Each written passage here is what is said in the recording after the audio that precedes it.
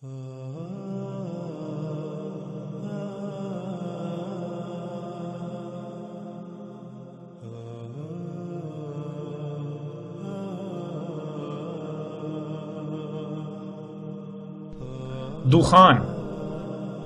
ناظرین، دخان کے بارے میں آپ نے یہ بات عام سنی ہوگی کہ قیامت سے پہلے ایک دھواں ظاہر ہوگا جو پوری دنیا میں پھیل جائے گا۔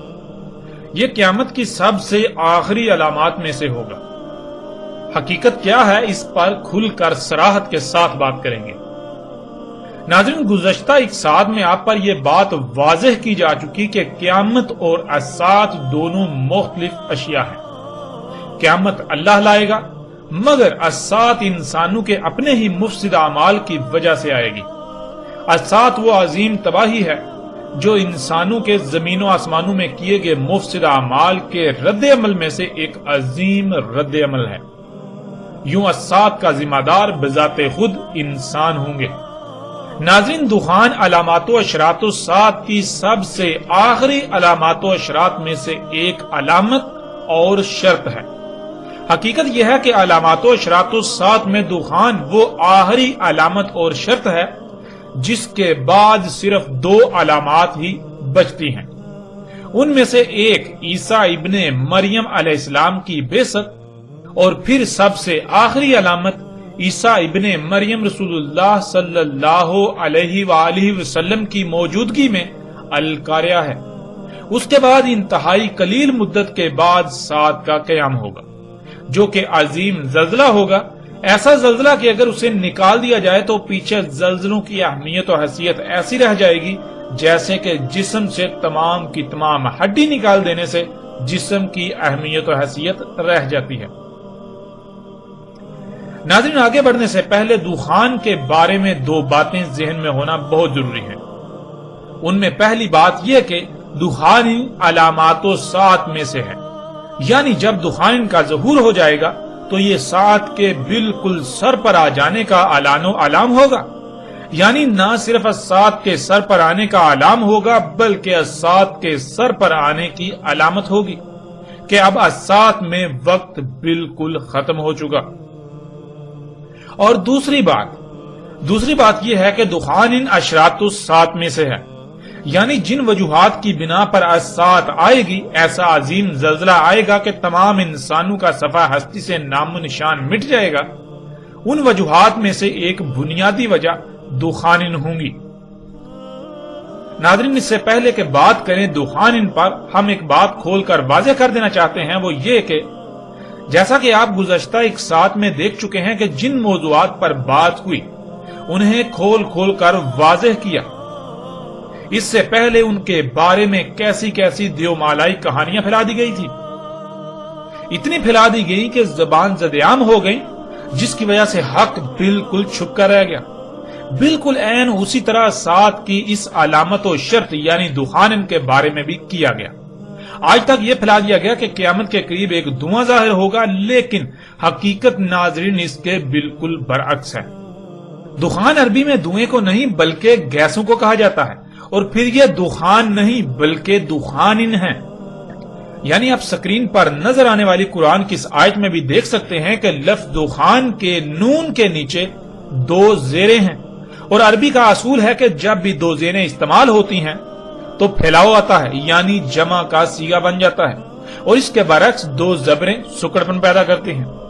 اس آیت میں آپ کے بالکل سامنے ہے کہ لفظ دخان کے نیچے دو زیریں ہیں، جس سے یہ لفظ جمع کا صیغہ بن جاتا ہے، جس کے معنی ایک سے زیادہ گیسوں کے ہیں۔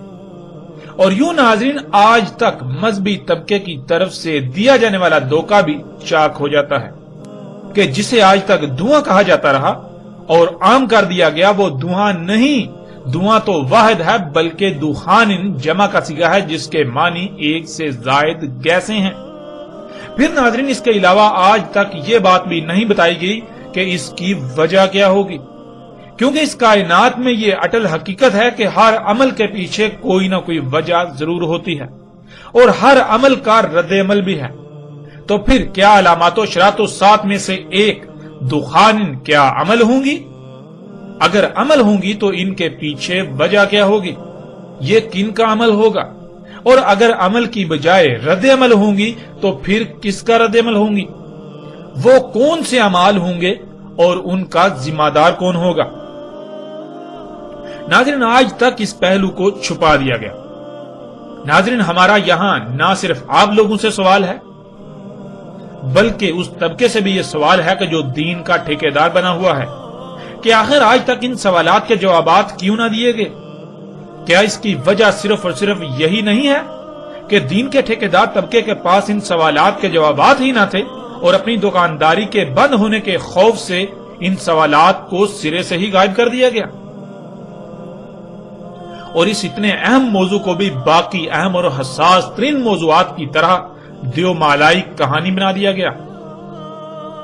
ناظرین، اللہ کے فضل سے ہم ان سوالات سمیت باقی جتنے بھی سوالات پیدا ہوں گے ہر سوال کا ہر پہلو سے جواب سامنے لائیں گے۔ اب آتے ہیں اپنے موضوع کی طرف اور سب سے پہلے یہ جان لیتے ہیں کہ لفظ دخان کے معنی کیا ہے۔ دخان کسے کہتے ہیں؟ ناظرین، یہ لفظ دخان بنا ہے دخ سے، اور دخ عربی میں گیس اور دخان عربی میں گیسوں کو کہتے ہیں۔ وہ گیسیں جن سے مادہ وجود میں آتا ہے، خواہ وہ مائع حالت میں ہو یا پھر ٹھوس حالت میں، پھر یہی مادہ جب دوبارہ کیمیائی عوامل سے گزرتا ہے تو اس سے خارج ہونے والی گیسوں کو دخان کہا جاتا ہے۔ ناظرین، آگے بڑھنے سے پہلے یہ بات لازم ہے کہ لفظ دخان کو صحیح طور پر سمجھ لیا جائے۔ جب تک لفظ دخان کو صحیح سے سمجھ نہیں لیا جاتا تب تک نہ صرف اس اہم علامت کو پہچان نہیں سکیں گے بلکہ کسی کے لیے بھی آپ کو گمراہ کرنا یا پھر آپ کا گمراہ ہونا بہت آسان ہوگا۔ ہم ایسا کرتے ہیں، لفظ دخان کو سمجھنے کے لیے اللہ سبحانہ و تعالیٰ سے ہی سوال کرتے ہیں اور اللہ سبحانہ و تعالیٰ اپنے کلام قرآن کے ذریعے بالکل صراحت کے ساتھ اس سوال کا بھی جواب دے دیتے ہیں، جیسا کہ آپ کو سکرین پر آیت نظر آ رہی ہے۔ ناظرین، یہ سورہ فصلت کی آیت نمبر 11 ہے اور اس میں اللہ سبحانہ و تعالیٰ نے بالکل صراحت کے ساتھ واضح کر دیا کہ زمین و آسمان تخلیق سے پہلے دخان تھے۔ زمین و آسمانوں کو دخان سے خلق کیا گیا۔ زمین و آسمانوں یعنی اس زمین اور اس کے گرد 7 تہہ تہ گیسوں کی تہوں جو کہ 7 آسمان ہیں، ان سب کو دخان سے خلق کیا ہے۔ اور ناظرین، جب آپ زمین کے گرد 7 تہوں میں غور کریں تو آپ پر روز روشن کی طرح یہ بات واضح ہو جائے گی کہ یہ 7 تہیں مختلف گیسوں پر مشتمل ہیں، یعنی آسمانوں کو تو گیسوں سے خلق کیا گیا۔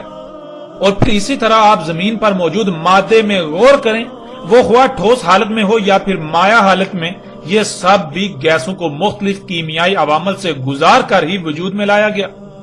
اس کائنات میں نہ صرف یہ قانون ہے بلکہ یہ اٹل حقیقت ہے کہ جیسے جیسے درجہ حرارت کم ہوتا ہے تو گیسیں سکڑ کر منجمد ہوتی ہیں، جو کہ ٹھوس یا مائع حالت میں مادے کی صورت اختیار کرتی ہیں، اور جیسے جیسے درجہ حرارت بڑھتا ہے تو وہ مادہ ٹھوس یا مائع حالت میں ہو اس کے مالیکیول کے بانڈ ٹوٹ کر دوبارہ گیسوں میں تحلیل ہو جاتا ہے۔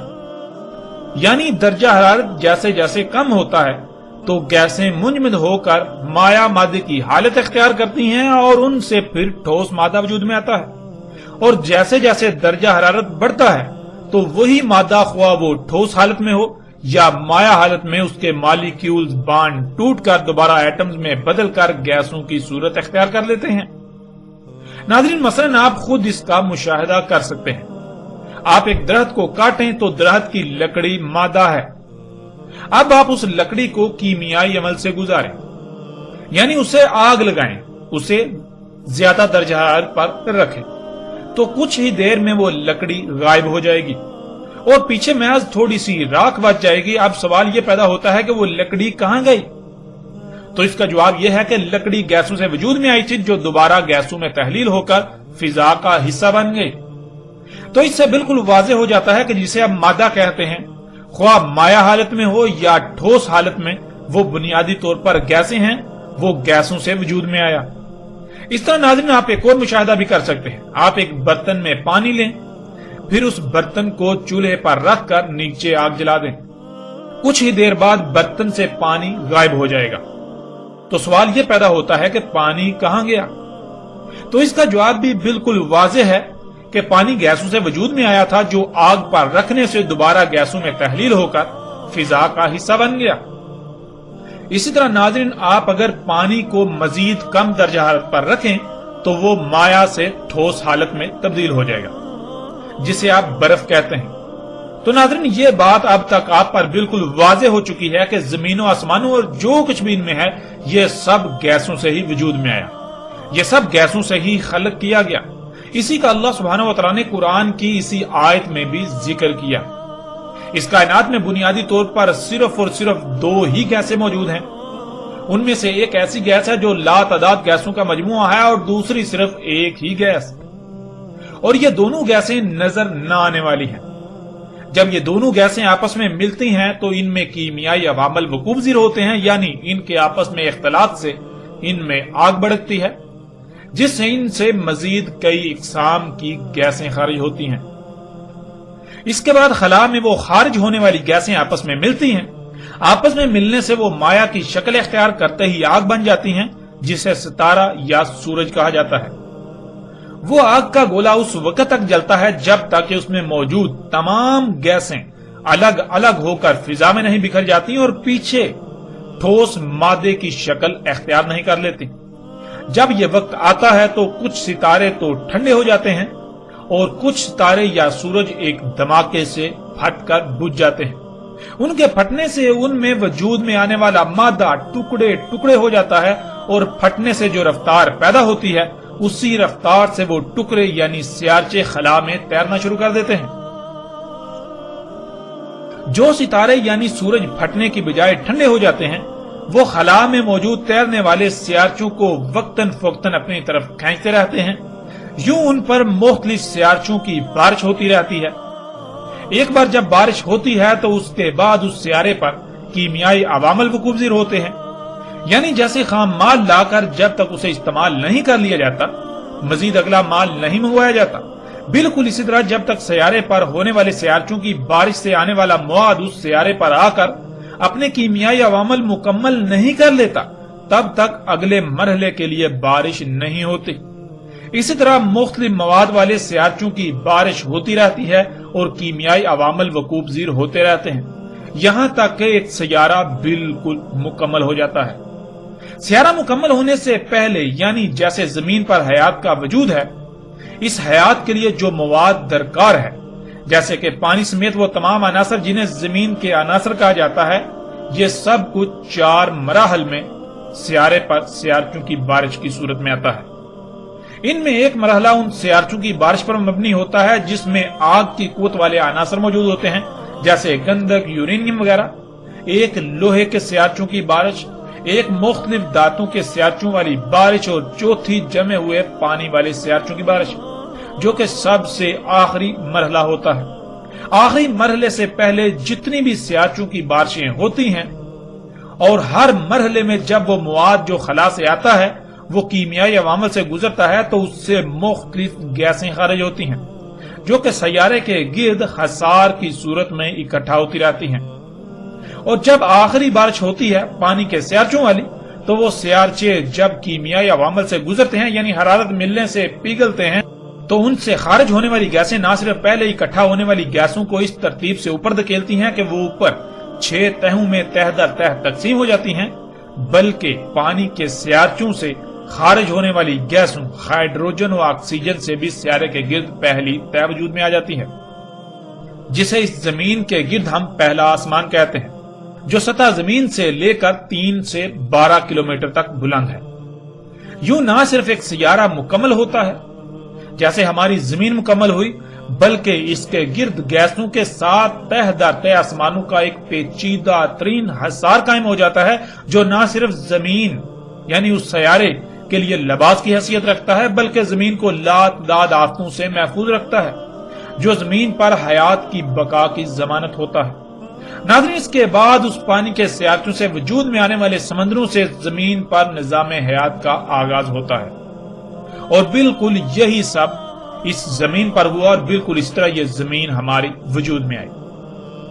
یہ مجموعی طور پر 12 مراحل ہوتے ہیں، یعنی 12 مراحل میں مختلف مواد کی مختلف شہابیوں کی زمین پر یعنی کسی سیارے پر بارشیں ہوتی ہیں.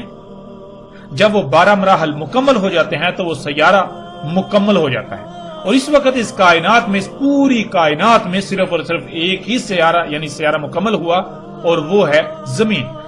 باقی خلاؤں میں جو آپ کو سیارے نظر آتے ہیں وہ سب کے سب تکمیلی کے مراحل سے گزر رہے ہیں، اور وہ ستارے جو آپ کو نظر آتے ہیں وہ ان سیاروں کی تکمیلی کے لیے مواد کو پروڈیوس کر رہے ہیں، مواد پیدا کر رہے ہیں، مواد تیار کر رہے ہیں. ناظرین، اب تک آپ پر یہ واضح ہو چکا کہ یہ سب کچھ گیسوں سے ہی وجود میں آیا، اور جب مادے کو کیمیائی عوامل سے گزارا جائے تو اس سے پھر گیسیں خارج ہوتی ہیں. ان گیسوں کو عربی میں دخان کہتے ہیں. یعنی جیسے پانی برف بنا، اور اگر برف کو زیادہ درجہ حرارت پر رکھا جائے تو وہ دوبارہ پانی بن جائے گا، اور اگر مزید زیادہ درجہ حرارت پر رکھا جائے گا تو پانی بھی غائب ہو جائے گا. یعنی وہ جن گیسوں سے وجود میں آیا تھا دوبارہ ان گیسوں میں تحلیل ہو جائے گا. زمین اور اس کے گرد 7 تہہ در تہہ آسمانوں کی مثال بھی بالکل اسی پانی کی سی ہے. اور ناظرین، الحمدللہ آپ گزشتہ ایک ساتھ میں اس بات کو تفصیل کے ساتھ جان چکے ہیں کہ اللہ سبحانہ و تعالیٰ نے زمین و آسمانوں اور جو کچھ بھی ان میں ہے ان میں توازن، میزان قائم کیا. اس کائنات میں جب بھی کوئی کیمیائی عمل وقوع پذیر ہوتا ہے تو لامحالہ گیسیں ضرور خارج ہوتی ہیں، لیکن اللہ سبحانہ و تعالیٰ نے اس کائنات میں ایک ایسا میزان یعنی توازن قائم کر دیا کہ زمین میں جو بھی کیمیائی عوامل وقوع پذیر ہوتے ہیں ان سے خارج ہونے والی گیسیں یعنی جسے آپ فضلہ کہہ سکتے ہیں وہ دوسری مخلوقات کی خوراک بنا دی، اور پھر اتنی ہی گیسیں خارج ہوتی ہیں جو مخلوقات کی ضرورت ہوتی ہیں، نہ ہی کم اور نہ ہی زیادہ، یہاں تک کہ رائی برابر بھی کم یا زیادہ نہیں، جس سے اللہ کا قائم کردہ میزان برقرار رہتا ہے اور ہر مخلوق ہر لحاظ سے محفوظ اور سلامت رہتی ہے. جس زمین و آسمانوں میں وضع کردہ اللہ کا توازن میزان قائم رہتا ہے اس میں خسارہ نہیں ہوتا. اور ناظرین، گزشتہ ایک ساتھ میں آپ یہ بات بھی تفصیل کے ساتھ جان چکے کہ اللہ سبحانہ و تعالیٰ نے فطرت میں چھیڑ چھاڑ کرنے، فطرت میں تبدیلیاں کرنے سے بہت ہی سختی کے ساتھ منع کیا، کیونکہ اگر ایسا کیا جائے گا تو اللہ سبحانہ و تعالیٰ کا قائم کردہ توازن، قائم کردہ میزان بگڑ جائے گا، جوں سب کچھ درہم برہم ہو جائے گا. اللہ سبحانہ و تعالیٰ نے کہا تھا کہ ان میں چھیڑ چھاڑ نہ کرنا، صرف اور صرف اللہ پر ہی توکل کرنا، یعنی اپنی ضروریات کو پورا کرنے کے لیے خود کو فطرت کا ہی محتاج بنانا، جو دائرے یعنی جو حدود لگا دی ان حدود سے تجاوز مت کرنا، ورنہ زمین و آسمانوں میں فساد ہو جائے گا. کیونکہ اگر تم خود سے فطرت میں چھیڑ چھاڑ کر کے اپنی ضروریات خلق کرنے کی کوشش کرو گے تو جان لو ہر عمل کا رد عمل ہوتا ہے. تمہارے اعمال سے خارج ہونے والی گیسوں کا تم کیا کرو گے؟ کیونکہ تم یہ بات جان چکے ہو کہ یہ سب کچھ گیسوں سے خلق کیا گیا، اور اگر ان میں چھیڑ چھاڑ کی گئی تو پھر طرح طرح کی گیسیں خارج ہوں گی. اور تم پر یہ بات بھی واضح ہو چکی ہے کہ ہر مخلوق کی ضروریات، ان کی مقدار اور ان کا معیار الگ الگ ہے. ایک شے اگر کسی مخلوق کی خوراک ہے تو وہی شے دوسری مخلوق کے لیے زہر قاتل. جب تم فطرت میں چھیڑ چھاڑ کرو گے، اس میں تبدیلیاں کرو گے، خود سے خلق کرو گے، تو پھر خارج ہونے والی گیسوں کا کیا کرو گے؟ کیا پھر توازن قائم رہے گا؟ ہرگز نہیں، پھر توازن قائم نہیں رہے گا. کیا پھر ان گیسوں سے سب کچھ درہم برہم نہیں ہو جائے گا؟ بالکل سب کچھ درہم برہم ہو جائے گا. کیا پھر ان گیسوں کی وجہ سے تمہیں لاتعداد اموات اور طرح طرح کی بیماریوں کا سامنا نہیں کرنا پڑے گا؟ بالکل اس کا سامنا کرنا پڑے گا. کیا موسموں کا نظام درہم برہم نہیں ہو جائے گا، جس سے زمین کا اگانے کا نظام درہم برہم، پانی کا نظام درہم برہم؟ تو کیا زمین میں ہر سطح پر خرابیاں اور بالآخر تباہیاں ظاہر نہیں ہوں گی؟ بالکل یہ سب ہوگا. جب تم اللہ کے اس قول کے خلاف وہی سب کرو گے جس سے تمہیں منع کیا گیا تو پھر یہ آسمان یعنی یہ فضا جس میں تم سانس لیتے ہو یہ طرح طرح کی گیسوں سے بھر جائے گی، اور پھر یہ دخان تمہیں ڈانپ لیں گی، یعنی یہ گیسیں اس طرح فضا میں بھر جائیں گی جیسے رات کو ہر طرف اندھیرا ہی اندھیرا ہوتا ہے. اندھیرا تو نظر آتا ہے لیکن یہ گیسیں انسانی آنکھ سے نظر نہیں آتی سوائے چاند دیکھ کے. اس لیے فضا ہر طرف سے گیسوں سے بھر جائے گی، بالکل ایسے ہی جیسے اندھیرا چھا جاتا ہے لیکن تمہیں نظر نہیں آئیں گی۔ جب ایسا ہوگا تو یہ عذاب علیم بن جائے گا، یعنی تمہارے اپنے مفسد اعمال کے انتہائی نقصان دہ اور تباہ کن رد اعمال کا تمہیں سامنا کرنا پڑے گا ان دخان کی وجہ سے۔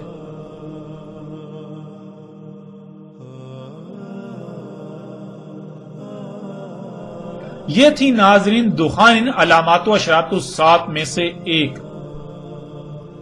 جب ناظرین آپ نے اس کائنات کی زمین و آسمانوں کی تخلیق کو سمجھ لیا، آپ کو یہ پتہ چل گیا کہ یہ سب کچھ گیسوں سے ہی خلق ہوا ہے، اور جب بھی اس کائنات میں زمین و آسمانوں میں کوئی بھی عمل ہوگا، کوئی بھی کیمیائی عمل ہوگا تو اس سے گیسیں خارج ہوں گی۔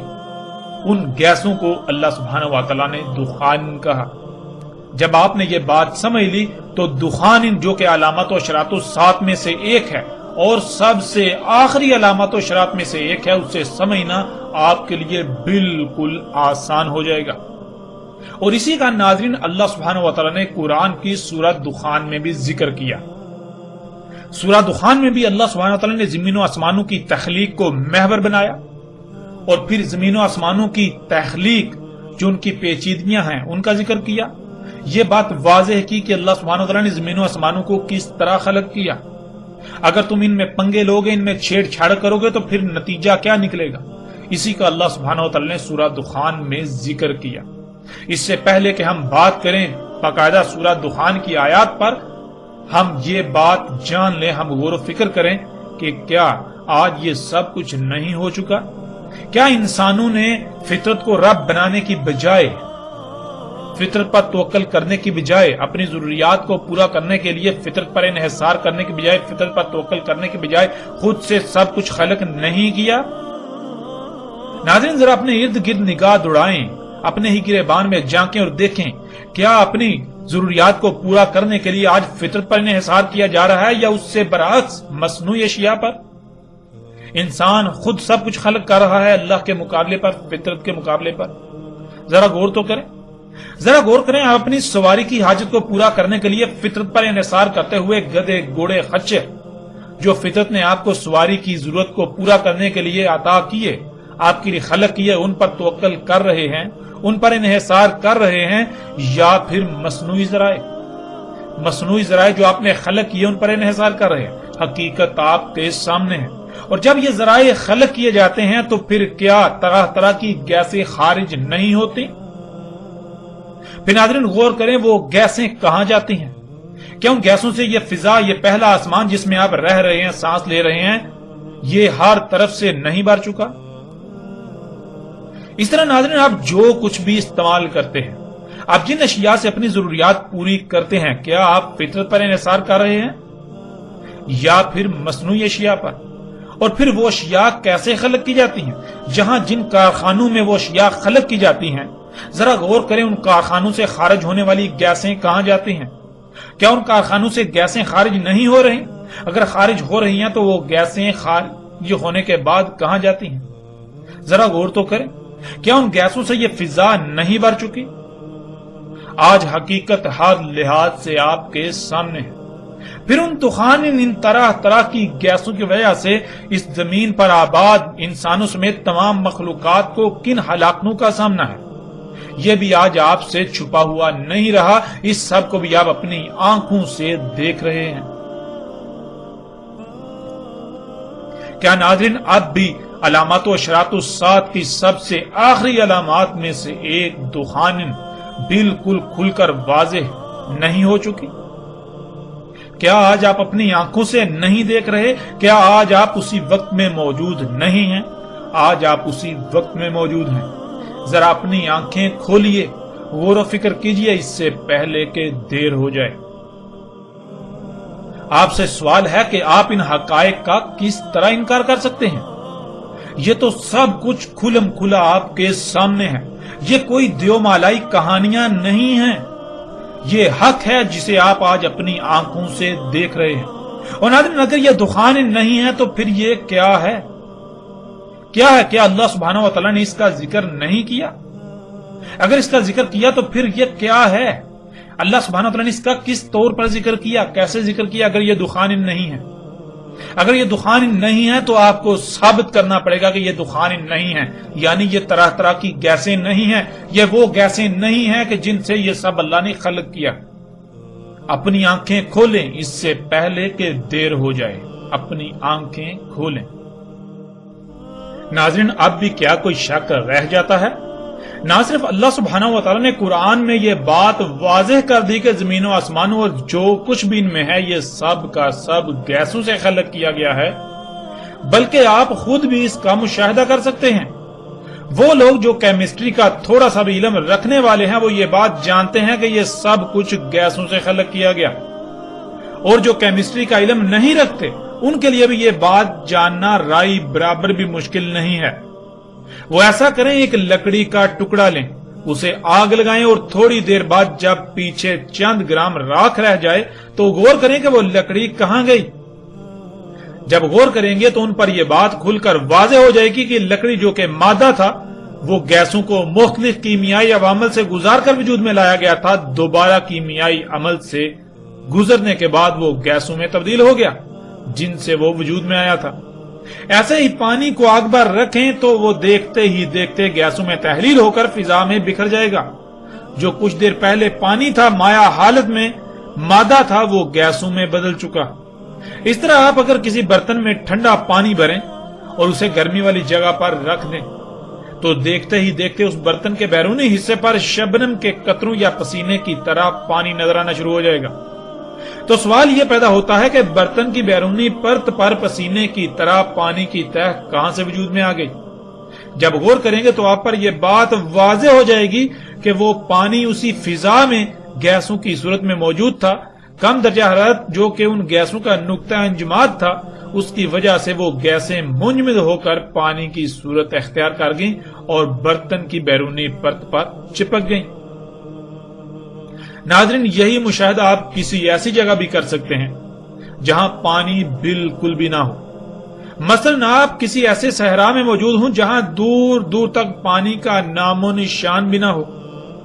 وہاں اگر آپ کے پاس ایک عدد پنکھا اور ایک عدد ایسا برتن ہو جس کے اندر ٹھنڈک ہو، یعنی درجہ حرارت انتہائی کم ہو، آپ اس پنکھے کو برتن کے اوپر اس طرح فٹ کریں کہ وہ باہر سے ہوا کو برتن کے اندر دھکیلتا رہے۔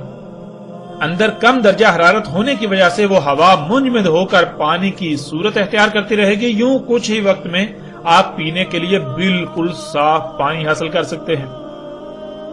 تو ناظرین، سوال یہ پیدا ہوتا ہے کہ جہاں پانی کا قطرہ بھی نہ تھا، قطرہ تو دور پانی کا تصور تک بھی نہ تھا، وہاں وہ پانی آپ کے برتن میں کیسے آ گیا؟ اس کا جواب بالکل واضح ہے۔ پانی گیسوں سے وجود میں آتا ہے، جب ان گیسوں کو کیمیائی عوامل سے گزارا گیا تو وہ منجمد ہو کر پانی کی صورت اختیار کر گئی۔ ناظرین، بالکل اسی طرح زمین و آسمانوں اور جو کچھ بھی ان میں ہے یہ سب کا سب گیسوں سے ہی خلق کیا گیا، جو کہ آپ خود کئی مشاہدات کر چکے ہیں۔ کائنات میں جب بھی کوئی عمل ہوتا ہے تو رد عمل کے طور پر گیسیں لازماً خارج ہوتی ہیں۔ اللہ سبحانہ و تعالی نے سب کچھ قدر کے ساتھ پورے حساب کتاب، علم اور حکمت کے ساتھ خلق کیا۔ اللہ نے جو نظام وضع کر دیا، جب تک زمین و آسمانوں میں سب کچھ ویسا ہی رہے گا، اسی نظام کے تابع رہے گا، تو رائی برابر بھی فساد کا اندیشہ نہیں۔ تب تک میزان میں رائی برابر بھی خسارہ نہیں ہوگا، رائی برابر بھی خرابی نہیں ہوگی۔ ورنہ اگر اس کے علاوہ اوروں کو الہ بنایا جاتا ہے تو پھر یہ میزان برقرار نہیں رہے گا۔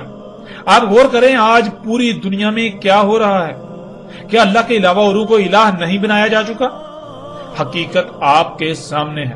جب اوروں کو الہ بنایا جا چکا تو پھر کیا گیسیں خارج نہیں ہو رہی؟ یہ سب بھی آپ کی آنکھوں کے سامنے ہو رہا ہے۔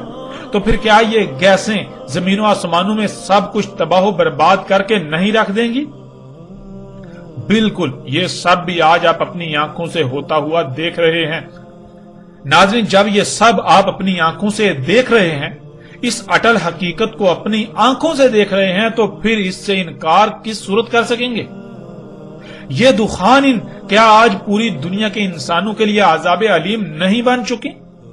عذاب انعام کی ضد ہے، اور انعام کہتے ہیں احسن عمل کے رد عمل کو جو احسن ہوتا ہے، اور بندے کے لیے اس کے رب کی طرف سے انعام کہلاتا ہے۔ اور اس کے برعکس مفسد عمل کا رد عمل بھی برا ہی آتا ہے، جو کہ اس کے رب کی طرف سے اس کے لیے سزا کہلاتا ہے، جسے عربی میں عذاب کہتے ہیں۔ تو ناظرین، کیا آج یہ دخان پوری دنیا کے لیے عذاب علیم نہیں بن چکی؟ یعنی یہ دخان پوری دنیا کے انسانوں کے اپنے ہی برے مفسد اعمال کا رد عمل نہیں ہے، اور ان کی وجہ سے انہیں طرح طرح کی بیماریوں، اموات، مصائب، تکالیف و تباہیوں کا سامنا نہیں کرنا پڑ رہا؟ بالکل انہی دخان کی وجہ سے آج پوری دنیا کے انسانوں کو طرح طرح کی ہلاکتوں کا سامنا کرنا پڑ رہا ہے۔ ناظرین، حقیقت بالکل واضح ہے، اور دنیا کی کوئی طاقت اس حقیقت کا رد نہیں کر سکتی۔ حق اس قدر کھل جانے کے باوجود بھی جو لوگ حق کا انکار کریں گے تو ان قریب وہ ذلت آمیز ہلاکت کا شکار ہوں گے۔ تب ان کے پاس سوائے پچھتاوے کے کچھ نہیں رہے گا۔ تب وہ چیخ چیخ کر حق کو تسلیم کرنے کا اعلان کریں گے، مگر تب انہیں ماننا کوئی نفع نہ دے گا، بلکہ وہ ماننا فرعون کے ماننے کی مثل ہوگا۔ ناظرین، اب آتے ہیں قرآن میں سورہ دخان کی طرف، اور سورہ دخان سے علامات و اشراط الساعۃ کی آخری علامات و اشراط میں سے الدخان کو جان لیتے ہیں، اور اللہ سبحانہ و تعالی نے قرآن میں اس بارے میں کیا رہنمائی، اس کو بھی ہر لحاظ سے کھول کر آپ کے سامنے رکھتے ہیں۔